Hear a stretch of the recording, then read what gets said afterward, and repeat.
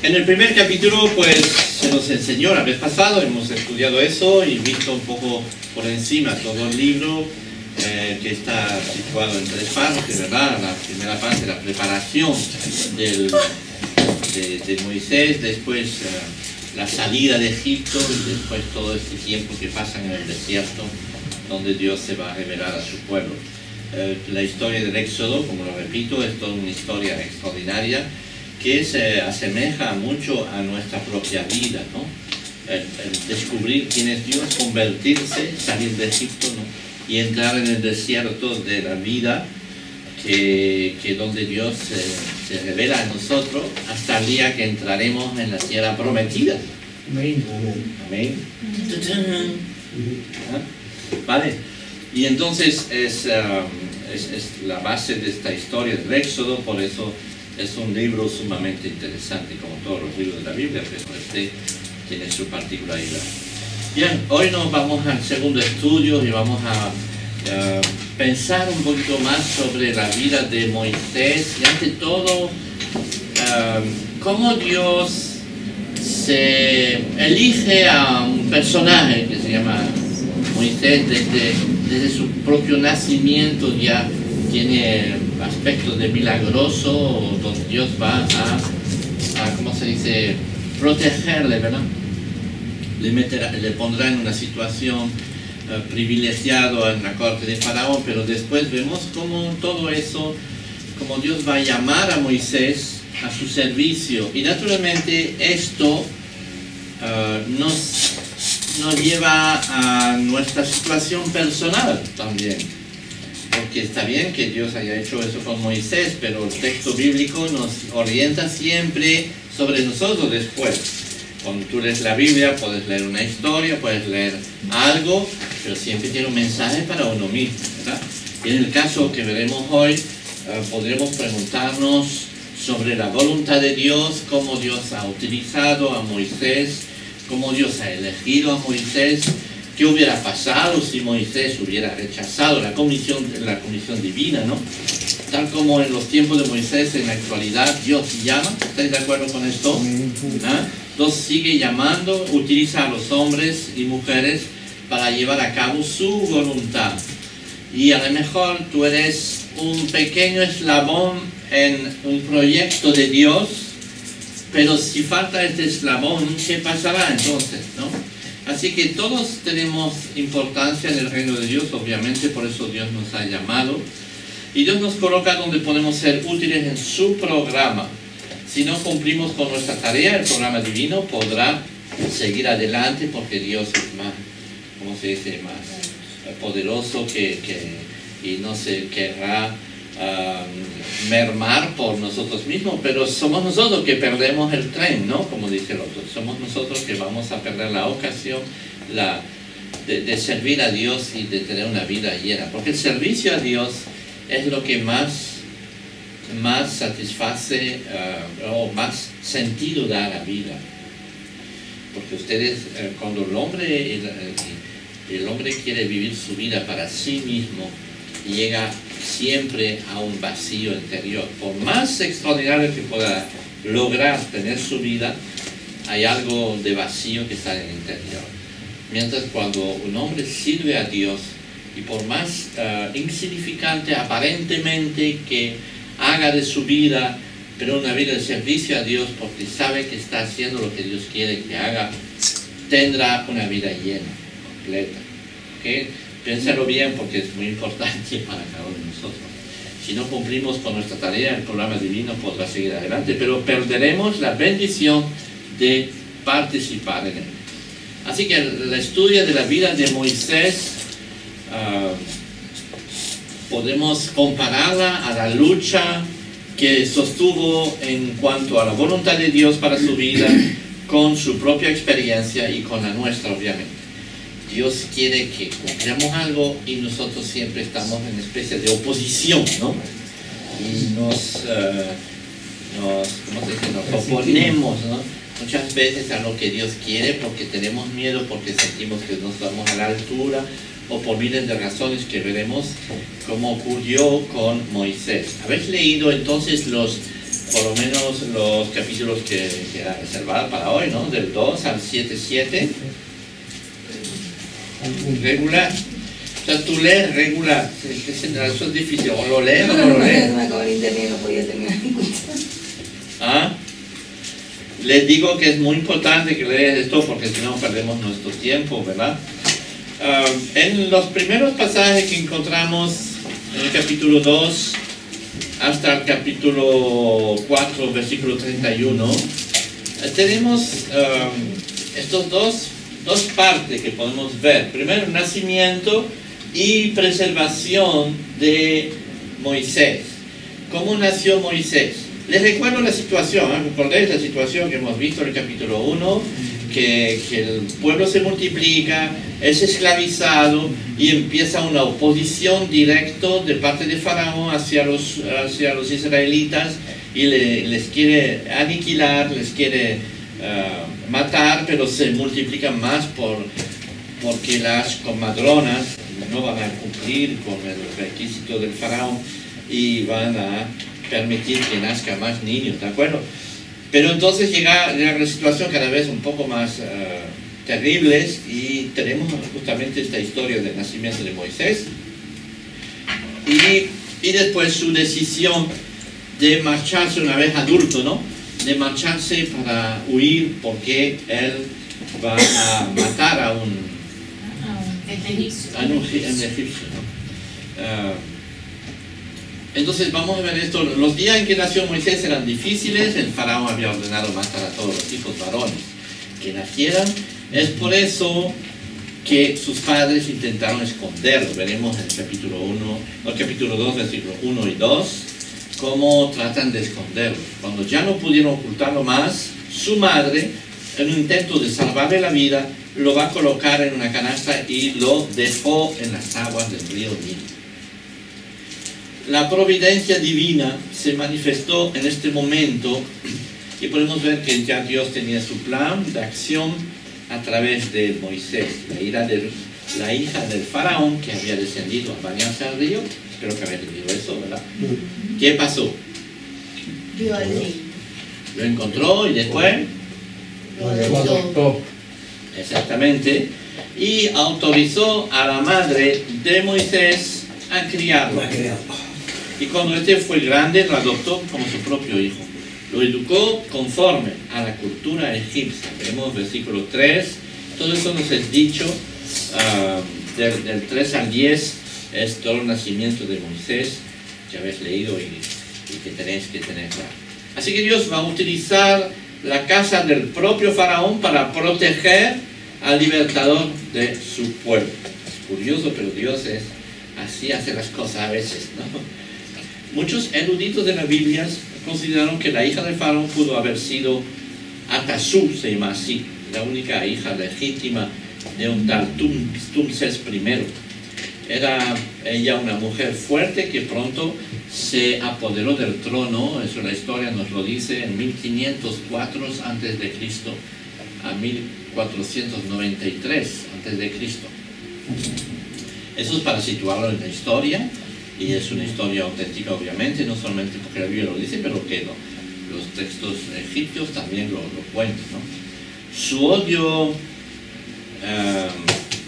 bueno, parece que entre Faraón y su mujer tampoco había muchos líos ahí en la corte y todo eso. Y Moisés pues tuvo la oportunidad de nacer, de vivir ahí, de ser protegido en medio y de recibir toda la educación, porque probablemente era la civilización más adelantada de la época, ¿verdad? Los egipcios, ¿no? Después vemos su decisión de escapar a Madián en el capítulo 2, versículo 11 y siguiente. Dice aquí, vamos a leer un versículo 2. En aquellos días, en el 11. Sí. En aquellos días sucedió que, crecido ya Moisés, salió a sus hermanos y los vio en sus duras tareas, y observó a un egipcio que golpeaba a uno de los hebreos, sus hermanos. Entonces miró a todas partes y viendo que no parecía nadie, mató al egipcio y lo escondió en la arena. Wow. Eso puedes imaginar un poquito lo que ha pasado, ¿no? Cuando Moisés llegó a ser adulto, tuvo que elegir entre la herencia real, donde él estaba como hijo adoptivo, ¿no? Que como hijo de la hija del faraón, le colocaba incluso como heredero del trono, y su pueblo, que continuaba en la esclavitud. Es una decisión curiosa, ¿no? O guardas tu posición de privilegiada, hay sitio ahí, tu posición privilegiada, o te despojas de eso y realmente te pones a defender esta situación. ¿Les suena eso algo? ¿No? Ahí ya de entrada podemos ver una cristología, como lo llaman así, ¿no? Es decir, que hay muchos personajes en la Biblia, lo hemos visto con José, que su vida se parece mucho a la de Jesús en ese sentido, ¿no? Despojado de toda su nobleza y de todo su grandeza y sus privilegios, va a ser esclavo y va a dar su vida por nosotros. De cierto modo, va a tomar la condición de hombres y va a rebajarse a lo máximo, ¿no? Para poder salvar a su pueblo. Lo que va a pasar con Moisés es eso también, ¿no? Pues se va a despojar de sus privilegios de repente y lo hace en un momento de decisión drástica, porque va a matar a un hombre que estaba maltratando a uno de sus hermanos y podemos decir que de cierto modo sí, ¿no? Él va a tomar una decisión por su cuenta, bien, va a, ¿cómo se dice?, identificarse con su pueblo, pero su método no era bueno, ¿vale? No es que Dios le haya dicho mata a este hombre, no, él se lanzó por su propia cuenta, ¿no? Y desde luego que tal decisión le causó problemas, ya que la noticia que había matado a un egipcio para proteger a un hebreo se había esparcido por todo el imperio, por todo el sitio. Finalmente la noticia llegó al oído de Faraón, y entonces el problema de Moisés se agravó aún más cuando no solo los egipcios lo rechazaron, sino también, dice, su propio pueblo, porque tuvieron miedo también su propio pueblo. En capítulo 2, versículos 11 a 14. Él era el liberador designado por Dios, sin embargo quiso llevar a cabo los planes de Dios valiéndose de métodos humanos. Y muchas veces pensamos que vamos a servir a Dios, pero haciendo lo que queremos, ¿no?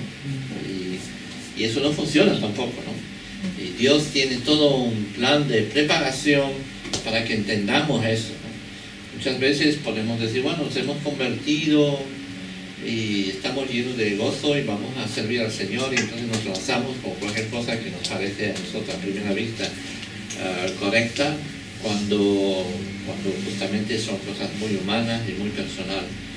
Pero Dios va a tomar su tiempo con nosotros y nos va a preparar para lo que Él quiere que hagamos, para que podamos ser siervos de verdad. Y es lo que va a hacer con Moisés, obviamente, ¿no? Tomó en sus manos las riendas de la justicia y trató de establecerse como líder del pueblo de Dios, y le ha salido el tiro por la culata, porque ni siquiera el pueblo de Dios quiso ver, tuvieron miedo de él, y los egipcios también. Entonces llega el momento donde tiene que huir, y va a estar durante 40 años en el desierto. Fíjate cómo empezó su ministerio. Empezó su ministerio con 40 años de reclusión y de aprendizaje, ¿no? Para aprender que Dios realizara la obra conforme a su tiempo y a su manera. Eso nos lleva a la reflexión, obviamente. Ya primeramente este primer paso de esta primera historia es un tema de predicación también para los que están ahí homilética, ¿no? Podéis decir, bueno, vais a coger ese texto y vamos a preparar una predicación sobre este tema, ¿no? El esfuerzo carnal del hombre nunca logra el propósito de Dios. El esfuerzo carnal del hombre nunca logra el propósito de Dios. Moisés aprendió el peligro de depender del esfuerzo humano para lograr los propósitos divinos. La carne nunca produce el fruto del Espíritu. No puede cumplir el propósito de Dios para su vida. Si tenemos que luchar y esforzarnos para cumplir el plan divino, no lo estamos logrando conforme a su voluntad.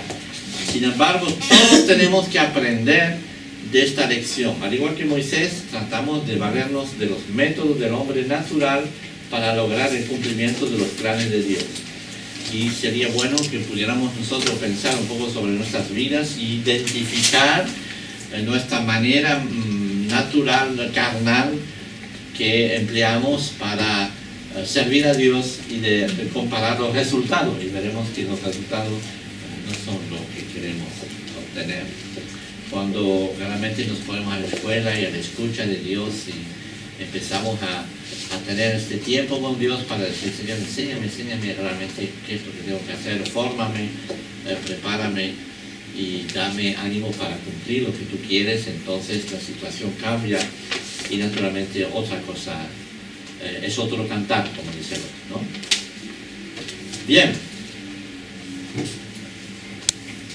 Repasemos después del capítulo 2, del 1 a 4, 31, todo el proceso que va a tener Moisés después, ¿no?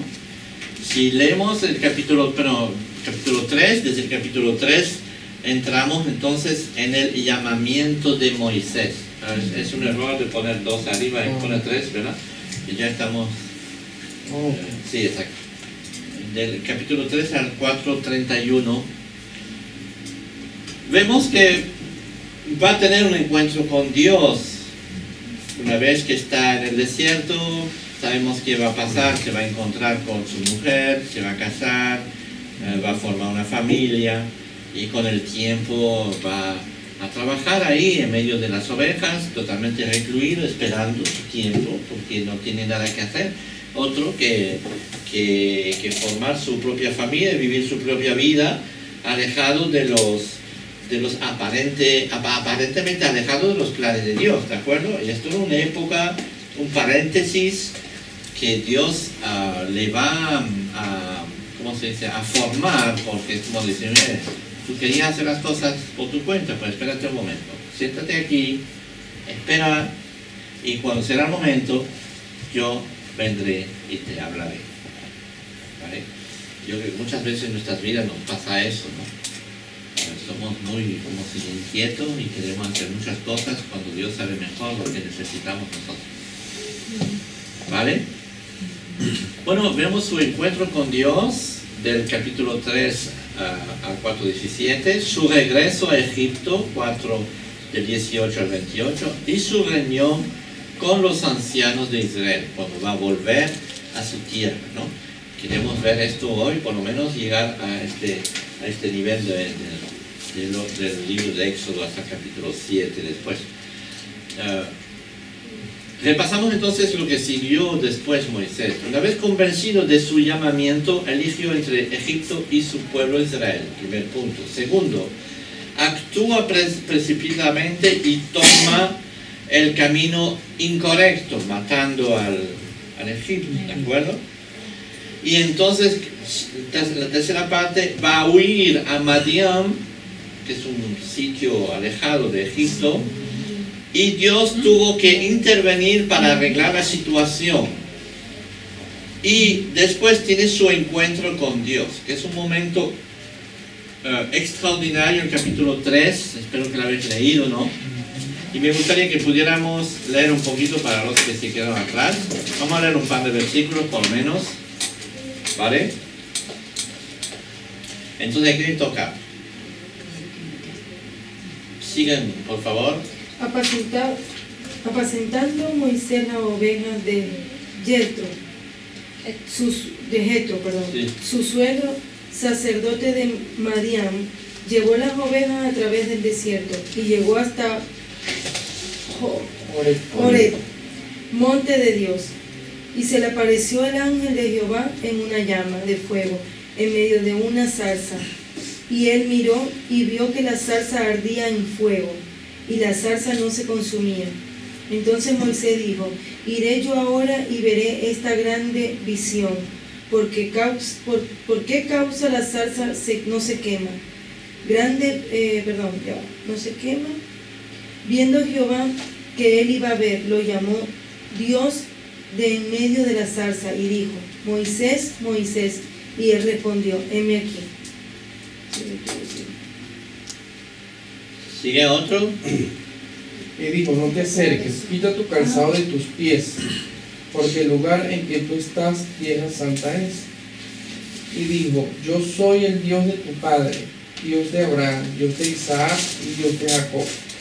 Entonces Moisés cubrió su rostro, porque tuvo miedo de mirar a Dios. Dijo luego Jehová: bien he visto la aflicción de mi pueblo que está en Egipto, y he oído su clamor a causa de sus exactores, pues he conocido sus angustias, y he descendido para librarlos de manos de los egipcios, y sacarlos de aquella tierra a una tierra buena y ancha, a tierra que fluye leche y miel, a lugares del cananeo, del eteo, del amorreo, del fereceo, del heveo y del jebuseo. El clamor pues de los hijos de Israel ha venido delante de mí, y también he visto la opresión con que los egipcios los oprimen. Ven, por tanto, ahora, y te enviaré a Faraón, para que saques de Egipto a mi pueblo, los hijos de Israel. Hasta aquí encontramos esta primera parte de este llamado. Les recuerdo que Moisés, ¿qué sabe de Dios Moisés? Lo que le enseñaba su madre. Lo que habrá oído por ahí, ¿no? De sus antepasados, probablemente sabrá algo de los judíos, y naturalmente los israelitas eran, como se dice, muy celosos en por lo menos compartir de generación en generación la vida de Abraham. Todo lo que hemos leído en el Génesis, probablemente toda esta historia del Génesis de Abraham y de José y de cómo llegaron a estar en Egipto, se contaba de generación en generación. Han pasado 400 años, así que son por lo menos 8 generaciones, casi. Y entonces, probablemente pues Moisés sabía muchas cosas, pero sabía de oído y no sabía nada más. Sí, sabía que había un Dios diferente a todos estos dioses de Egipto, y que él tenía que, obviamente es el primer momento donde va a hacer este encuentro con Dios personal. Ya esta vez es él mismo, se encuentra solo y de repente Dios se presenta a él de esta manera. Cierto día, mientras Moisés atendía al rebaño, dice aquí de su suegro, Dios se apareció ante él en una zarza ardiente. ¿Quién nunca oído de esta historia? Todos habéis oído de esta historia, ¿verdad? Todos la habéis visto en películas, por lo menos. Pero como la habéis leído todos atentamente, ¿verdad? Entonces sé que habéis visto. Y su primera reacción fue de asombro y temor, pues era Jehová mismo quien se estaba revelando en este momento. Dios se revela directamente a Moisés. Dios habló y le dijo que él iba a rescatar a Israel de los egipcios. Moisés sería el instrumento que Dios utilizaría para liberarlos. Eso le anuncia a Dios. Y Dios también prepara a Moisés para esta tarea al mostrar su gloria, su santidad y su fidelidad. En primer lugar, cuando hacemos un encuentro con Dios la primera vez, realmente siempre pasa un poco lo mismo. Dios nos enseña su gloria, Dios nos enseña su grandeza y su bondad. No podemos ser indiferentes a ello. Cuando Dios nos habla la primera vez, somos marcados por este primer encuentro. Yo creo que es fantástico como nos es descrito en este momento. Esta parte naturalmente es muy gráfica para Moisés, que encuentra bien lo que hay en esta zarza, en este fuego, Pero enseguida, como que Dios le dice, quédate en margen porque este lugar es santo, ¿no? ¿Verdad? Y marca la diferencia, ¿no? Y hay todavía una separación y Dios y Moisés siempre cuando tendrá contacto con Dios se va a encontrar con un Dios que le habla, que habla a su corazón, que nota su amor, que nota un montón de cosas, pero también nota su santidad, ¿no? De forma muy, muy concreta. Y se muestra como es, ¿no? ¿Quién se estaba revelando? Entonces era Dios, habló y le dijo que Él iba a rescatar a Israel. Primero Dios se revela su gloria, después comisiona a su siervo. No sé si ustedes han leído otros pasajes similares en el Antiguo Testamento, especialmente cuando Dios llama a los profetas. Y si leéis el libro de Isaías o de Jeremías y otros libros que son así, donde los profetas a comenzar su ministerio, la primera cosa que hacen es un encuentro específico con Dios. Algo va a trastornar sus vidas por este encuentro. Porque van a ser un encuentro con la santidad de Dios. Es interesante de ver la vida de los profetas. Y hay una vez, no sé si es Jeremías o si es Isaías, creo que es Isaías, que se presenta y de repente tiene que ir al altar y Dios coge un carbón encendido y le toca los labios para purificarle. Y son imágenes extraordinarias, ¿no? De cómo Dios va a preparar a su siervo, y esta preparación empieza por un encuentro, y un encuentro de santidad. Un encuentro donde uno tiene que reconocer la grandeza y la santidad de Dios. En definitiva, nuestra conversión empezó también por ahí. No hemos conocido a Dios sino a través del arrepentimiento y de su perdón y de su confianza, de confiar en lo que Él ha hecho por nosotros. El conocimiento nace siempre de un encuentro así, ¿verdad? Y es muy importante que lo entendamos. Claro, en este caso de Moisés pues fue mucho más impactante, podemos decir, porque va a tocar su corazón. Es interesante de ver cómo Dios ahí, leemos el texto, dice, yo he bajado, he visto la aflicción de tu pueblo. A veces nosotros decimos, ¿será que Dios lo ve o no lo ve? Dice, no, ya lo vi, pero ahora es el momento, voy a bajar y voy a cogerte a ti. A mí me va, ¿no? Moisés había visto la aflicción de su pueblo, obviamente, ¿no? Ya lo sabía, pero inútil, era sin fuerza, ¿qué voy a hacer yo? No sirvo para nada, y además tuvo que huir, porque el primer intento que él ha hecho ha sido un auténtico desastre, entonces tiene que huir. Aunque a Moisés le entusiasmaba el plan de Dios y deseaba ver la liberación de su pueblo, se consideraba incapaz de llevar a cabo esta tarea. Pero quien una vez trató de llevar a término los planes de Dios por su propia cuenta, después de haber pasado 40 años en el desierto, se consideró incapaz de hacerlo ahora. No quería volver a experimentar el fracaso. He metido la pata una vez y no la voy a meter otra vez. Por favor, no me metas en este lío otra vez. De manera que optó por presentar una serie de excusas. Vamos a leer estas excusas. ¿Qué dice ahí? Nos hemos quedado en el versículo 11. Entonces Moisés respondió a Dios, ¿quién soy yo para que vaya a Faraón y saque de Egipto a los hijos de Israel? Y él respondió, ve, porque yo estaré contigo, y esto te será por señal de que yo te he enviado. Cuando hayas sacado de Egipto al pueblo, serviréis a Dios sobre este monte. Primera pregunta que hace Moisés, o primera objeción. Dios dice, te he elegido para esta tarea. ¿Qué dice? ¿Quién soy yo, no? ¿Quién soy yo para hacer esto? Y Dios le va a responder ¿cómo? Que dará señales. Se preocupará que... Entonces, ¿sabéis lo que Dios le dice? Estará con él. Estará con él y dará Dios le responde que lo importante no es el mensajero, sino el Dios que manda al mensajero, ¿no? Porque a veces nosotros igual ponemos la importancia sobre las personas, y mira qué guay, qué fantástico, ¿no? Y nos olvidamos que las personas no somos nada en definitiva, sino el Dios que está detrás y que hacen las cosas. Y siempre ha sido así. Dios promete que Él mismo estaría con Moisés. Es una promesa. ¿No es extraordinario tener esta promesa? Estaré contigo, tranquilo.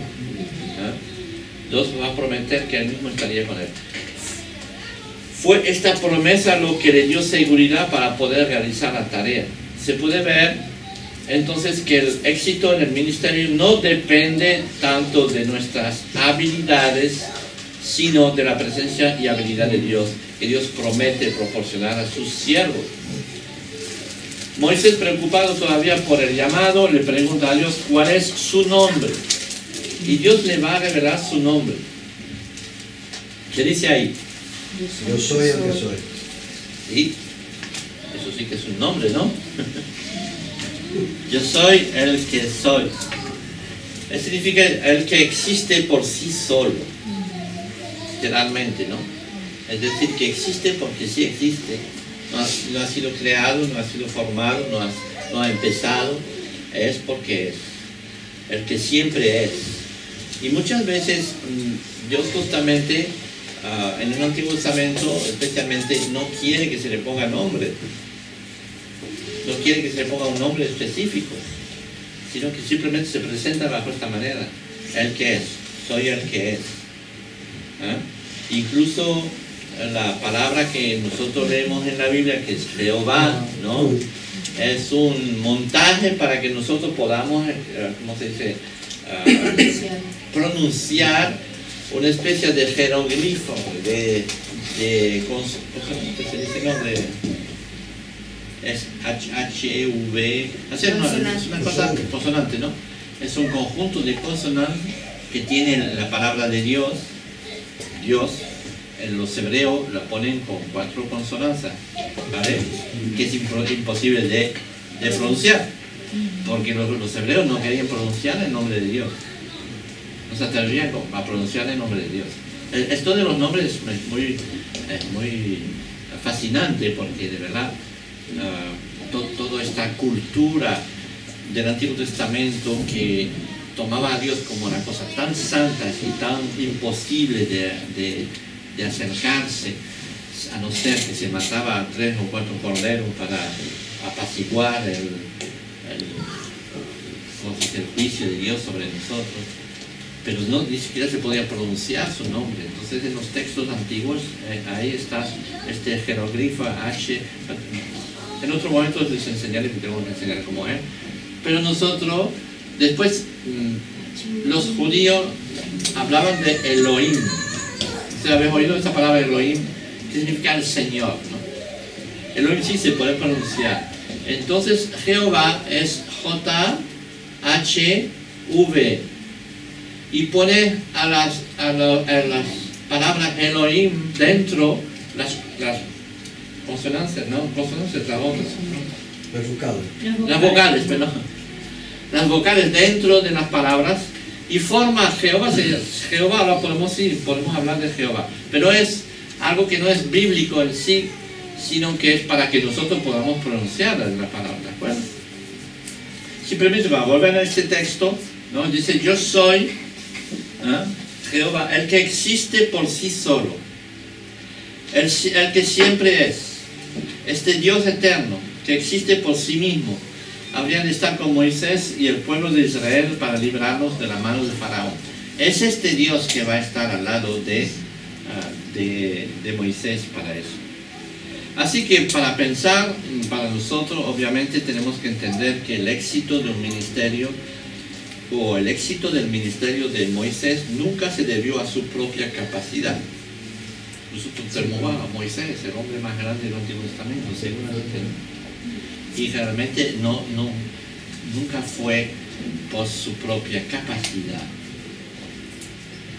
Nunca se debió a su propia capacidad. Tenía razón al reconocer su incapacidad para liberar al pueblo de Israel. lo que le hacía falta era la confianza de que el Dios eterno estaría a su lado, la capacitaría para llevar a cabo su plan y no le abandonaría. Eso es lo que tenemos que entender nosotros para nuestras vidas también. Y dice, wow, Dios, ¿te va a servir de mí, Dios? ¿Pero en qué? O sea, tenemos las dos, ¿cómo se dice? Los dos errores que cometemos nosotros. O por un lado, parece que somos demasiado humildes, decimos, no, yo no puedo, no soy nadie para hacer nada y tal, una especie de falsa humildad, ¿no?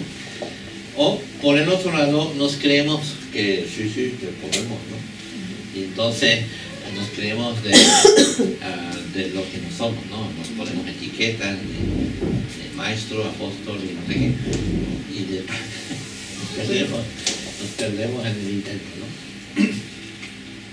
Es necesario que todos reconozcamos esta realidad en cada una de nuestras vidas.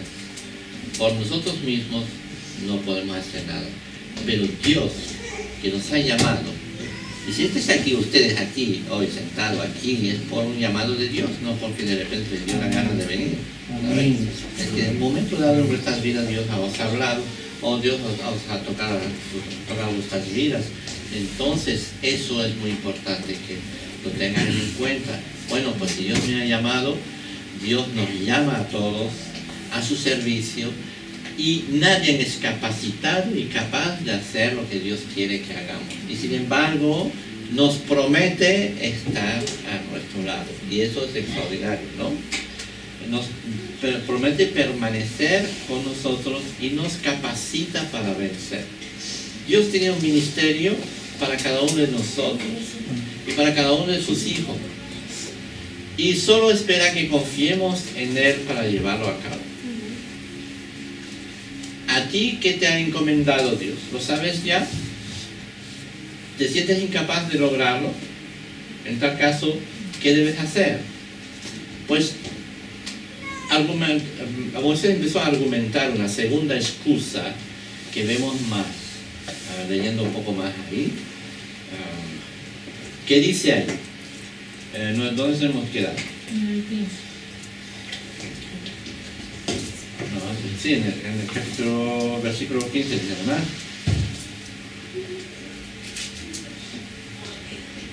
Bien.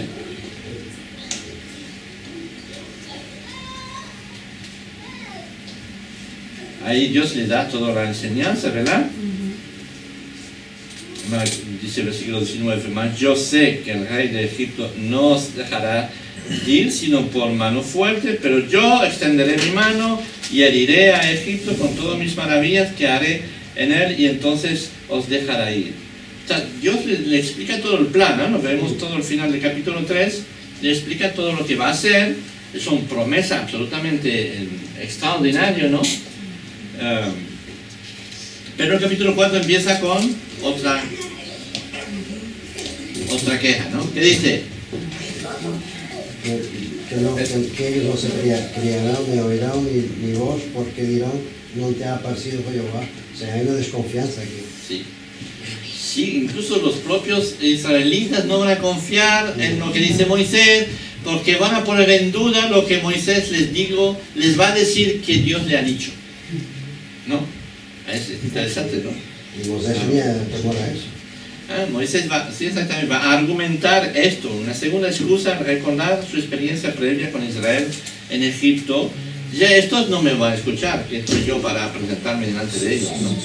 ¿Qué pensaría si ellos no le creían? Entonces Dios, mediante 3 señales, demostró que Moisés era en verdad su elegido, su vocero, ¿no? ¿Qué pasó? La vara, ¿no? Su bastón se va a convertir en ¿qué? En culebra. Pues su mano se va a volver leprosa. Y las aguas del río se van a convertir en sangre. Estas 3 señales van a confirmar las promesas que Dios va a liberar su pueblo. En el capítulo 4, 1 a 9. Eso es la segunda excusa que Dios va a dar, que Moisés va a dar a Dios, y Dios le va a demostrar con milagros precisos que no es así. Pero Moisés vuelve otra vez a la carga para decir otra vez, este gran Moisés, el hombre de Dios. Sí. ¿Verdad? La tercera excusa que Moisés ofreció fue Tenía dificultades para hablar. su falta de vergüenza, ¿no? ¿Yo qué voy a decir? ¿Y qué va a hacer Dios entonces? Me va a colocar a tu Ella la boca al hermano. hombre. Exacto. O que hizo el mudo y al sordo, al que ve y al ciego. ¿No soy yo, Jehová? Ahora pues ve y yo estaré con tu boca y te enseñaré lo que hayas de hablar. ¿Sí?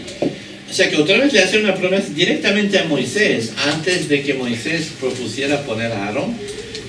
Otra vez Dios le dice, pero yo te voy a poner mi voz en tu boca, yo doy la voz a todo el mundo, ¿no? A quien quiero, ¿no? Así que Moisés va a insistir tanto en que Dios escogiera a otra persona. Hasta este momento la paciencia de Dios se había manifestado hacia Moisés. Dios estaba dispuesto a ayudarle a satisfacer sus dudas, a hacer hasta milagro para que pudiera ver. Y llega un momento donde hay un límite a la historia, ¿no? Dice, bueno, pues ya está bien, ¿no? Y Dios se molestó ante esta actitud. Y fue así como Dios va a designar a Aarón como ayudante para que hablara en lugar suyo. Les recuerdo que Aarón va a ser una gran ayuda en este ministerio primero, pero también va a ser una traba tremenda más tarde. Sí. Esta concesión le acarreó posteriormente problema a Moisés, puesto que Aarón trató de conseguir más poder para sí mismo más tarde, ¿no? Bien. Así que la vida de Moisés, 3 periodos, dice aquí, de 40 años. Durante 40 años creyó que era alguien importante. Durante 40 años aprendió que no era nadie. Y durante 40 años aprendió lo que Dios puede hacer a través de un nadie.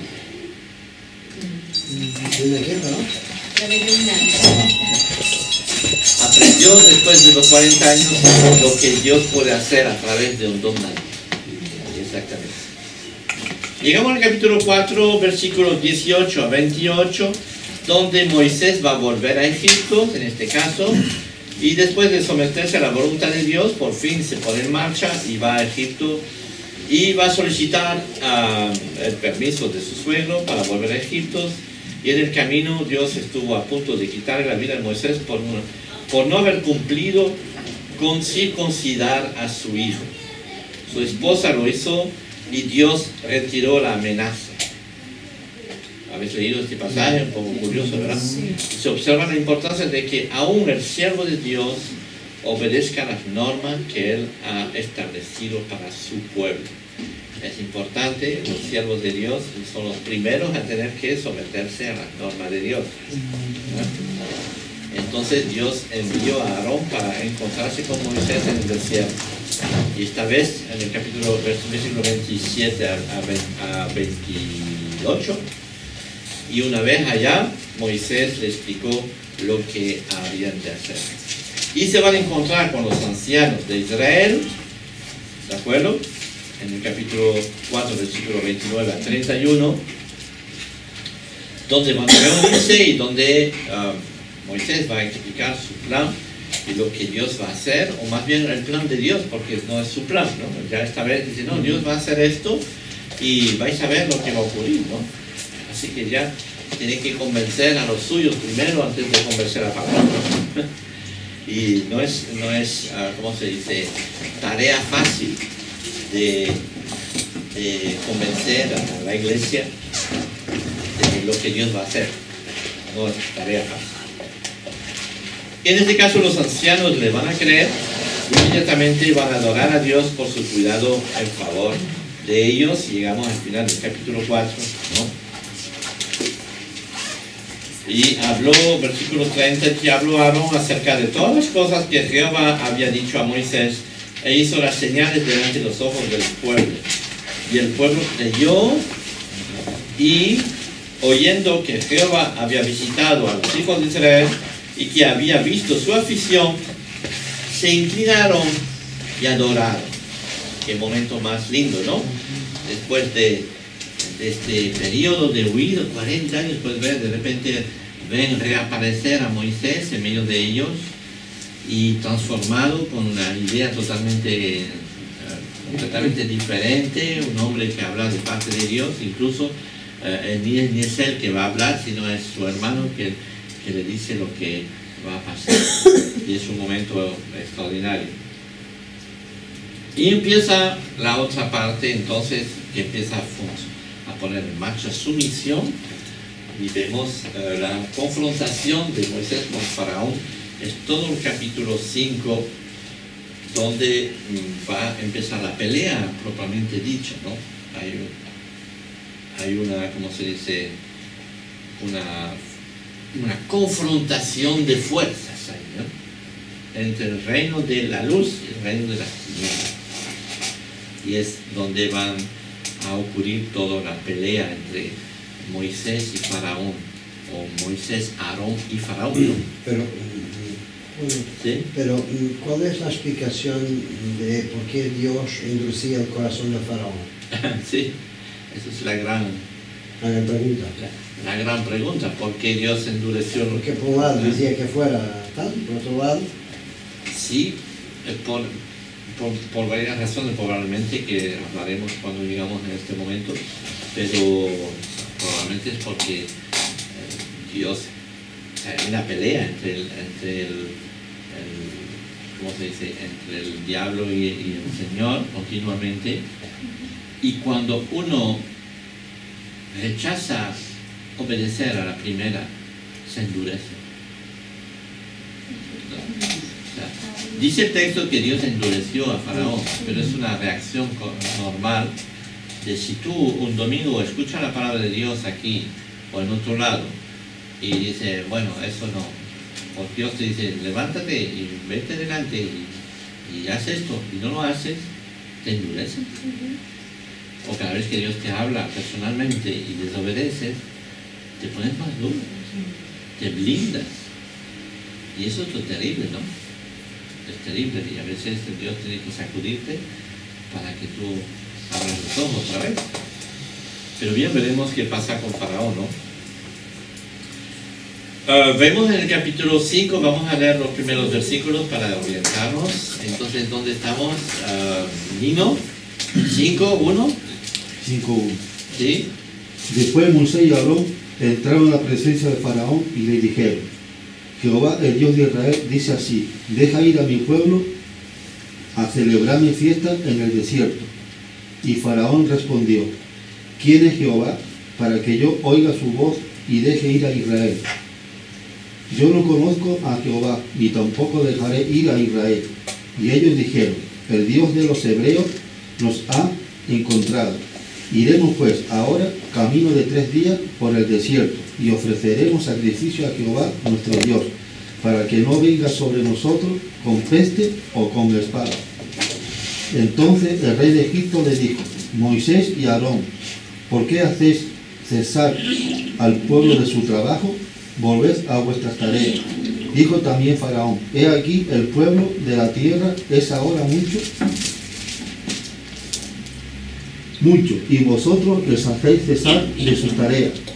Y mandó Faraón aquel mismo día a los cuadrilleros del pueblo que lo tenían a su cargo y a sus capataces, diciendo: de aquí en adelante no daréis paja al pueblo para hacer ladrillo, como hasta ahora. Vaya ellos y recojan por sí mismos la paja. Bien. Entendemos este primer paso, ¿no? El terreno es muy largo, ¿no? Es muy duro y hay mucho trabajo que hacer de evangelismo aquí. Pero hay que empezar por un lado, y la única cosa que piden los israelitas en el primer paso es poder reunirse en el desierto y empezar a adorar a Dios. Recuerda que no hay culto, no hay nada que se hace a nivel del pueblo, están esclavizados, tienen que trabajar 7 días sobre 7, no tienen ni un momento, y la primera cosa que reclaman es esto: poder reunirse y poder adorar a Dios. Y Faraón dice: ¿quién es este Dios? ¿Quién es Jehová? Yo soy Dios. Porque Faraón es, para los egipcios, es Dios. ¿De acuerdo? ¿Y quién es este Dios de ustedes que tengo yo que darle permiso, ¿no? Que ¿verdad? Sabemos que pronto Faraón va a descubrir quién es Dios, ¿no? De la mala manera, pero lo va a descubrir porque tendrá que ver que Él no es Dios, sino que hay otro Dios mucho más poderoso que Él, ¿no? Y como resultado de aquella confrontación, el Faraón se va a molestar, se quejó de que Moisés y Aarón le quitaban tiempo a sus esclavos y los distraían de su trabajo. Entonces decidió aumentarle las jornadas de trabajo y en el lugar de dejar las cosas así, le ponen más peso y más trabas, te vas a enterar, ¿no? Te vas a enterar. ¿Qué es lo que ocurre cuando ocurre eso? Que la primera reacción del pueblo. Acusan otra vez a Moisés y a Aarón. Exactamente. Empezamos otra vez a, wow, veniste, nos has hablado del Señor y estamos peor ahora, ¿qué pasa? Volver peor que al principio. Sí, exacto. Tú nos metiste ideas raras en la cabeza y ahora mira a ver en qué estoy metido. ¿De acuerdo? Y yo me acuerdo siempre de una chica, estábamos predicando el Evangelio, se convirtió ella y se hizo miembro de la iglesia. Y entonces ese día volvió a su casa y, ¿saben? Como nosotros en el Ejército de Salvación llevábamos uniforme, ¿no? Entonces se fue a su casa en uniforme, fíjate, de nuevo así, todo contenta para decir a su madre, a su padre, que había sido miembro de la iglesia, no sé qué. Y se pilló tal enfado su madre que le cogió el uniforme y le echó pintura encima y no, o sea, fue una cosa tremenda. Otro miembro de esta iglesia nuestra, que es Quique, tuvo que estar, no sé, creo casi 2 meses durmiendo en la iglesia porque fue expulsado de su casa. Pregúntale a él. Entonces, uno dice, encuentro a Dios, pero le mete en dificultades, ¿no? Dice, ¿en qué me has metido? Y a veces uno como pastor se siente, pero no quiero meterlos en dificultades, ¿verdad? Pero después de ocurrir, ¿qué va a hacer? Y ahí Dios sabrá qué es lo que permite que paséis para hacerlos fuertes, ¿no? Y para transformarlos. Así que vemos lo que ha ocurrido con esto. Desde el 5:22, después vemos al 6:12, vemos las quejas de Moisés. Moisés, la queja del pueblo a donde correspondía a Dios. ¿Era esto lo que Dios se proponía lograr cuando le llamó? En vez de liberar al pueblo, les había causado más dolor que nunca. Y vemos cómo Moisés se va a encontrar de repente con este dilema, ¿no? Dice, wow, ahora estoy obedeciendo a Dios, hago lo que Dios me dice de hacer, digo lo que Dios dice hacer y les meto a todo el mundo en un problema grave, ¿no? No sé cómo ustedes se sentirían, ¿no? En estas circunstancias. Pero Dios, ¿en qué me has metido, ¿no? Porque el que recibe los golpes no eres tú, soy yo, ¿no? Yo les predico, les digo lo que hay que hacer y lo hacen y obedecen y reciben esto. Entonces me viene en contra a mí, en el lugar, pues, quéjense a Dios, ¿no? No, ¿me entendés? Es una situación donde Moisés se va a encontrar realmente de forma muy atacado no por el pueblo, sino por el diablo mismo, por la duda, ¿no? Seguramente en este momento. Así es, Dios respondió ante la queja con la promesa de que mostraría su poder de tal forma que Faraón se alegraría de verlo salir de Egipto. También Dios ha anunciado eso a Moisés. Leemos capítulo 6, versículo 1. Después de que Moisés se va a quejar a Dios, y va a decir, pero Dios, ¿cómo es posible que ha ocurrido eso? ¿En qué me has metido, no?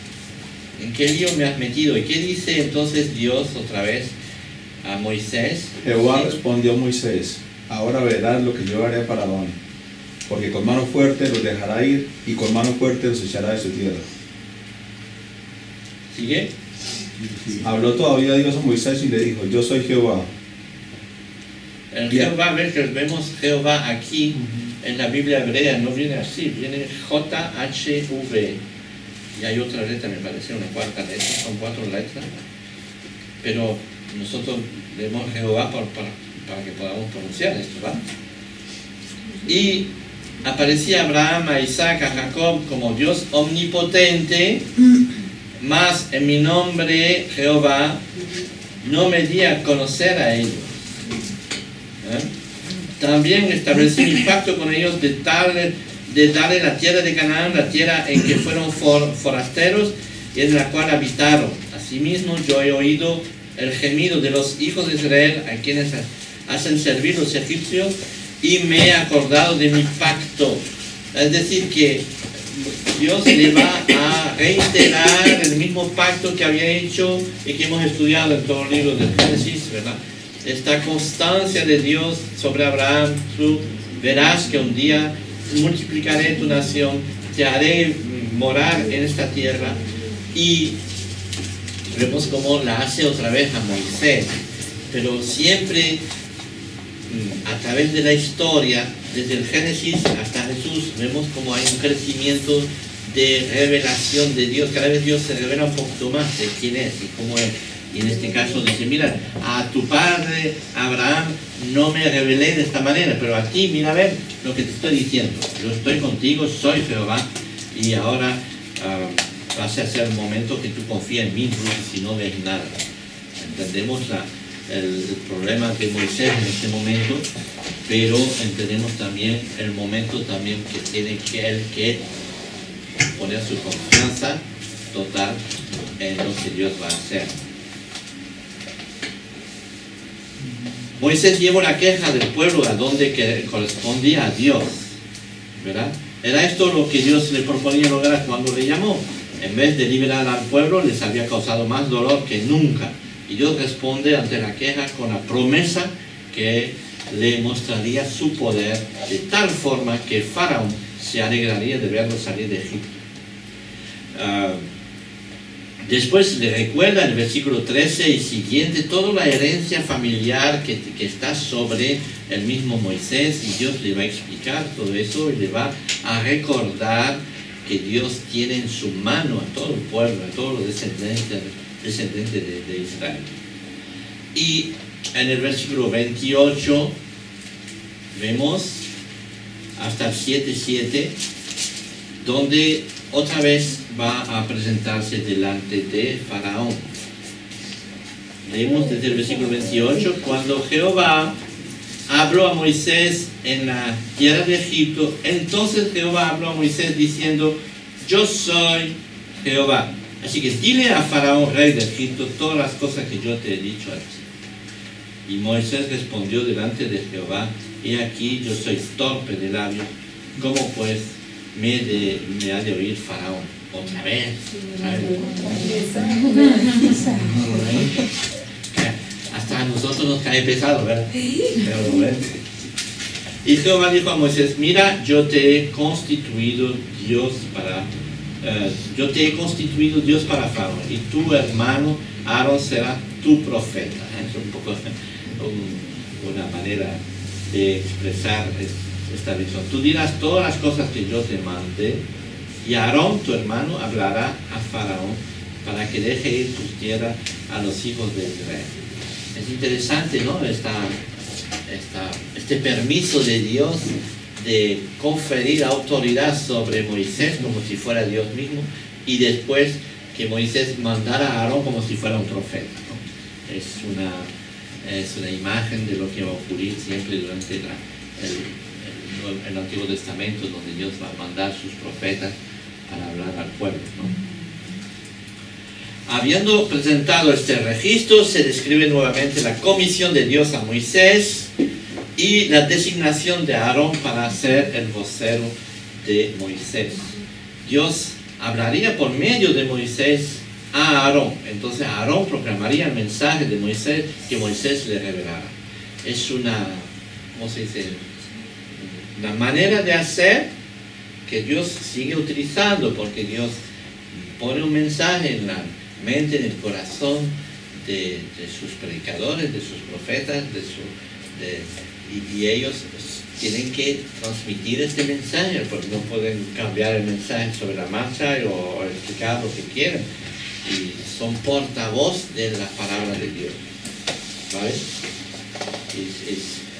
Porque prácticamente nunca Dios habla de forma, o sea, yo no sé si ustedes han oído la voz de Dios una vez, así, con los oídos,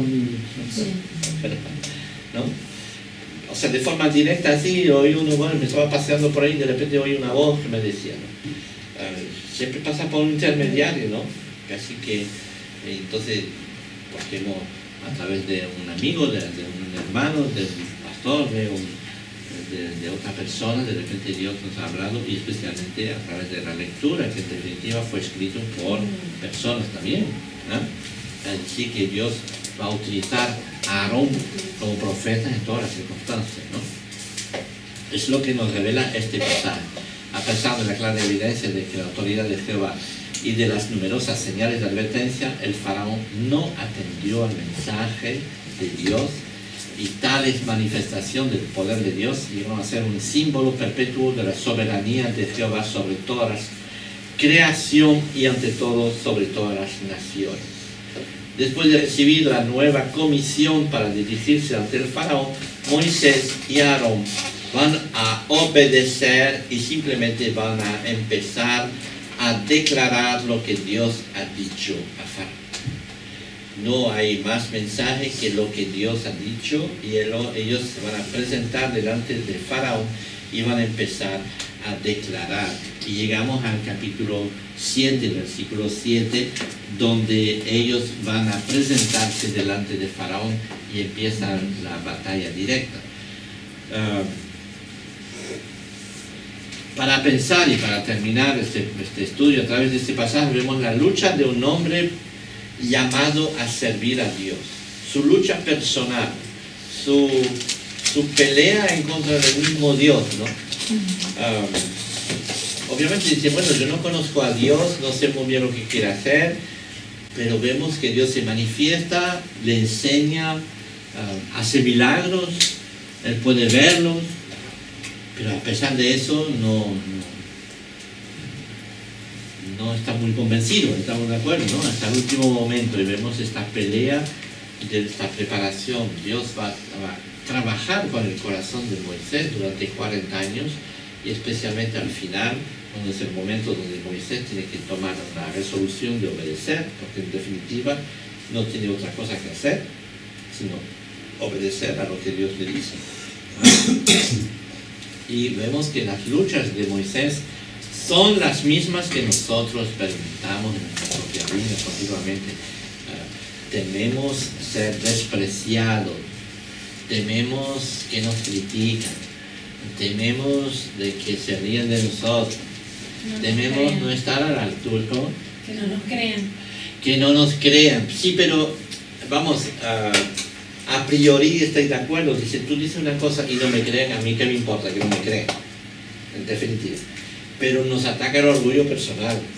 Cuando una persona no nos cree y se burla de nosotros, no sé por qué tenemos la dichosa manía de tomárnoslo como un ataque personal. Deberíamos de ofendernos porque no creen en Dios, ¿no? Debemos de ofendernos por Dios, no por nosotros. Pero lo que tememos en definitiva es ser ridículos nosotros. Casi deberíamos de ser más fríos, ¿no? De decir, yo les digo lo que tú has dicho que les dijera, les digo, y ahora Dios, es asunto tuyo. Yo solo hice lo que me dijiste de hacer y de decir, ¿no? Deberíamos de ser un poquito más fríos así, de esta manera. Obviamente no es así, pero entender, es decir, pero no, parece que somos nosotros lo que vamos a convencer. Sí, tememos ser despreciados, tememos fracasar en lo que anunciamos, tenemos miedo al fracaso, a no ser escuchado, vamos. Y Dios ha prometido estar con nosotros y capacitarnos para su obra, ha prometido utilizarnos como instrumentos suyos. No nos hace responsables de los resultados, sino de nuestra obediencia y fidelidad. Recuérdense, eso es muy importante. Los resultados son del Señor, que sean pocos, que sean muchos. ¿De acuerdo? Lo que sí, nuestra única responsabilidad es nuestra obediencia y nuestra fidelidad. Nuestra responsabilidad es esa. Y pase lo que pase, que terminemos, que nos cortan la cabeza o no, el resultado le pertenece a Dios. Que haya muchos resultados, no son nuestros. Que haya pocos, tampoco son nuestros. Que haya pocos, tampoco es nuestra culpa. Y tenemos que empezar a pensar de otra manera, ¿no? Como dice ahí todo este pasaje. Y es lo que Dios va a enseñar a Moisés. Y mira, el éxito de la tarea y de todo lo que va a pasar me corresponde a mí, no te corresponde a ti. Solo quiero que tú obedezcas. Y entras en el plan mío, porque quiero hacer de ti una persona y vas a experimentar cosas absolutamente extraordinarias. ¿De qué manera ha sido la experiencia de Moisés semejante a la de nosotros? ¿Qué principios le ha enseñado Dios a través de este estudio?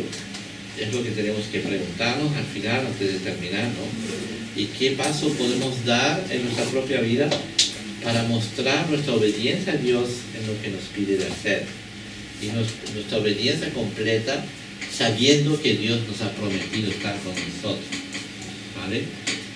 No somos nosotros que tenemos que inventarnos las tareas que cumplir, sino cuando sabemos que Dios nos ha llamado a cumplir una tarea, entonces que tengamos la diligencia de ser fiel, de cumplirla, cueste lo que cueste, y de regocijarnos por los resultados, si son pocos o si son grandes, pero que sepamos que siempre serán a la gloria de Dios y no a la nuestra. ¿Hay preguntas?